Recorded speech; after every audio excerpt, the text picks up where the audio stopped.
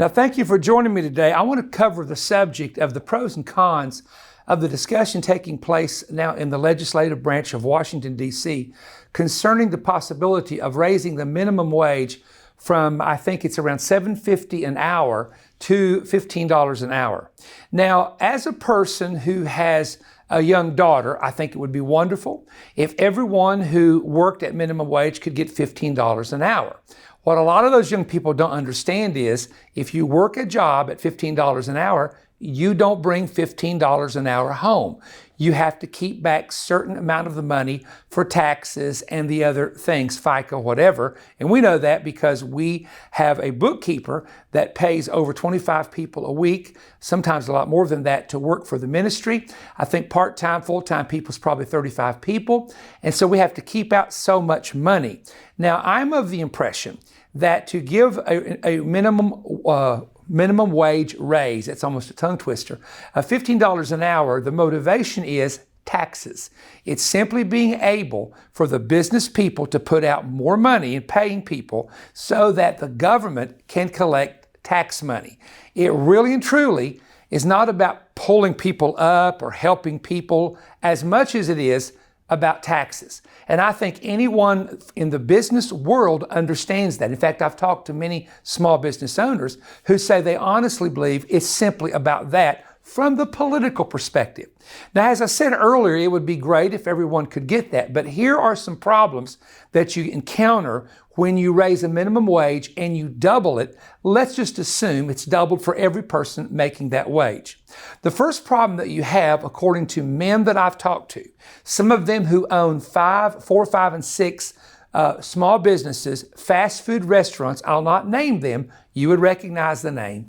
I asked one of them recently, what would happen if the wage went that high? He said, well, automatically, food prices have to go up substantially. Instead of those little discounts you get with burger, fries, and a soft drink for $5, you'd be paying perhaps $7 or $8.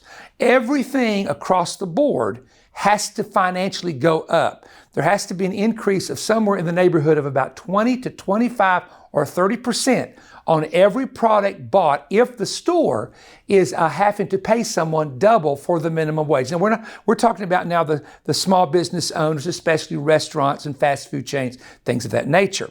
And so what begins to happen there, according to what this man said, he said, I would literally make everything robotic and cut my workforce down to bare bone, meaning everything would be mechanical, everything would be artificial intelligence eventually, and so the workers would no longer be needed. And so what would happen in many small businesses that could afford it is they would simply lay off most of their workers and they would go into computer services or machines. And this man has already done this in 1 or 2 of his stores because he says you could not, first of all, people are not going to come out as much and buy when they're spending 30% more for burgers and fries and soft drinks as they would be at the normal price that we can afford it now. So that is the first thing that would happen. A lot of people would have their jobs lost and it would be changed over because the small businesses could not afford it. So think of it this way. From $7.50 to $15, that's $7.50 more an hour. Multiply that 8 hours a day. Multiply that, and most of these businesses stay open 24 hours a day. When you start multiplying it, you start realizing that the small business owner per day would have to have hundreds and hundreds and hundreds of dollars more in sales in order to take care of the amount of money that he's now paying. So the bottom line, according to those who are in small business, is it will impact small businesses and millions of jobs, which are introduction jobs for college students and high school students, are going to be lost. The second thing is this, and this is something I've never heard anyone discuss yet. What about people who already make $15 an hour? Maybe they're doing a job and they've worked their way up and they've gone from 10 to 12 to 15. We have people, for example, at VOE that have been with us for many years. Some of them make 12, 15, 18, 20, and some, if they're engineers, make a lot more than that because of the quality of work they do and the value of their work. But what do you do now when you're moving someone from, and we pay no one minimum wage. I think we pay just about everybody at least $10 an hour anyway. But let's say you have to move everybody from 10 to 15. Let's say that's the law.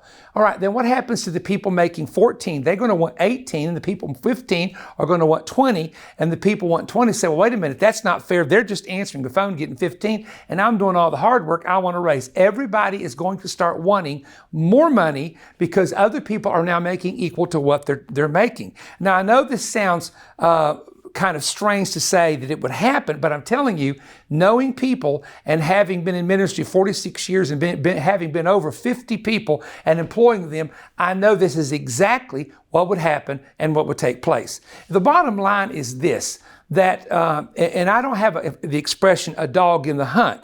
I'm only doing this as an observation of someone who has ministries, who pay people wages, who also pay insurance, which is the third difficulty you would have. Small businesses have said to me that my 40-hour workers would have to be cut back to 28 hours to save the money so that I would not have to pay their insurance. In other words, it creates a problem when you have to pay the insurance with the 40-hour workers and you're giving them an additional per hour. In some instances, $3, $4, $5, $6, regular minimum wage, $7.50 an hour if you're paying full-time in their work. Now, a lot of people that make minimum wage are not full-time workers. I understand that. But let's just say that you're paying someone their insurance, then you've bumped them up $5 more an hour, which is $40 more a day, which is, all this money starts. Then what do you do with the insurance? This creates a problem. Now, it all sounds good on paper. Most things that politicians pass looks really good on paper.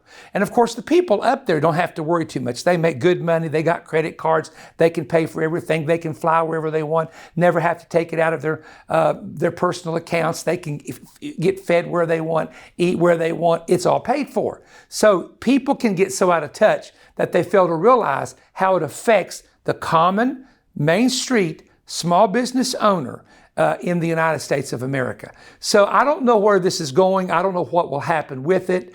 Some are saying they'll pass it and make it in effect in 2025 when the next president comes in, so he has to deal with it. Who knows what's going to happen? But there are good things in that it would be a help to people, but for the business owner who has to pay the bills, it could be a major, huge economic crisis for America. Now, in major cities, they're already making big money. In major cities, 15 an hour is not because everything is so high and the wages are so high anyway, like on the West Coast and up in the Northeast. But in the Midwest and the Southeastern part of the United States, the standard of living, as far as I'm saying, the cost of living is much lower than in the larger cities. And so that's where it would affect people more, in my opinion.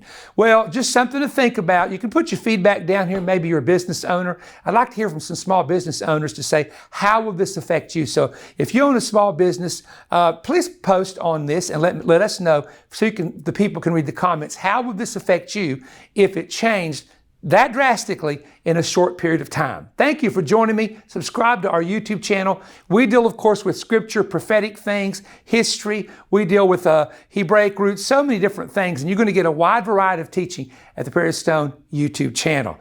Also, stay tuned. We have a little something we want to show you. Thank you for your time. Often Christians become emotionally confused, mentally tormented, living in depression while others are struggling to receive their healing. Some can't understand why their prayers are not being answered. Now, if you desire a complete spiritual breakthrough, I have the resource.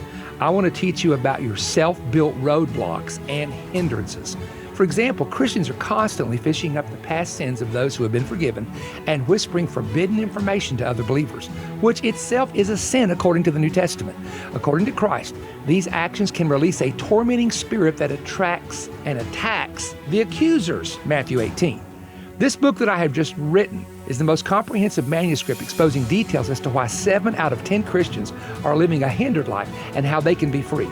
I'm going to teach you the danger of doing everything right but one thing wrong. Discover a dangerous lesson that you must learn from a man named Shimei. Learn how Christians are becoming unhappy hookers, actually hooking themselves in their own trouble. Hear the stunning story of an angel who rebuked a minister for bringing up his wife's past forgiven sins. How unforgiveness undermines the possibility of receiving your healing. Discover Christ's secret about the law of 2 or 3 agreeing. I'll explain how Christians daily are often guilty of becoming a false witness. There's a link between forgiveness and increasing your faith. The struggle of releasing extreme forgiveness in extreme cases is an important chapter I deal with. I reveal 4 things that God allows you to judge, and perhaps the most explosive chapter, listen to this, is when God revokes your future forgiveness. Now, by the way, it's all biblical, and you need to hear this. With this new book, I'm including the new CD album, The Keys to Praying for Prodigal Children. This 2-hour audio CD will empower you on how to intercede, speaking deliverance over your children and your grandchildren who are not serving Christ, and the process of how to break satanic strongholds in their lives. This is one of the most important teachings in my 44 years of ministry. It's time for you to receive your entire family's breakthrough.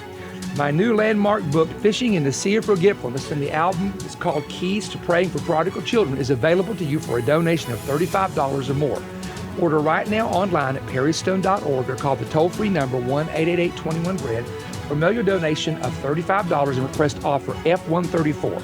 The address is Perry Stone, P.O. Box 3595, Cleveland, Tennessee 37320. If you follow the instructions detailed in this book and pursue the breakthrough prayer principles, you will experience an awesome spiritual breakthrough. Order this brand new resource offer today. It is my opinion, without a shadow of a doubt, that this is the greatest offer